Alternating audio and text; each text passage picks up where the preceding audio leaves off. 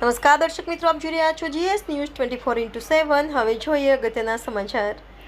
Thasra police સ્ટેશનમાં આગામી તહેવાર ઈદે મિલાદના સંદર્ભે શાંતિ સમિતિની મીટિંગનું આયોજન કરવામાં આવ્યું। આગામી તારીખ 16/9/2024ને સોમવારના રોજ મુસ્લિમ સમાજ દ્વારા ઈદે મિલાદની ઉજવણી કરવામાં આવનાર છે।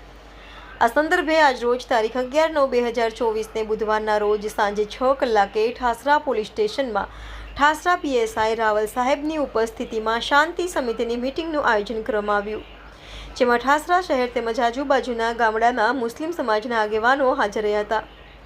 આ તહેવાર શાંતિથી, ભાઈચારાથી અને કોમી એકતાથી ઉજવાય અને કોઈ અનિચ્છનીય બનાવ ના બને તે બાબતે તમામ આગેવાનોનું ધ્યાન દોરવામાં આવ્યું હતું અને સુરત શહેરની ઘટનાનું ધ્યાન દોર્યું હતું અને કોઈ અસામાજિક તત્વના કોઈ પણ કૃત્યને ચલાવી લેવામાં નહીં આવે અને જો કોઈ એવું કૃત્ય કરતા પકડાશે તો કોઈની ભલામણ ચલાવી લેવામાં આવશે નહીં એવી સખત બાબત જણાવી હતી અને આ તહેવાર ભાઈચારા સાથે તેમજ કોમી એકતા સાથે અને હેમખેમ રીતે પૂર્ણ થાય તે બાબત ઠાસરા શહેર PSI દ્વારા કહેવામાં આવી હતી।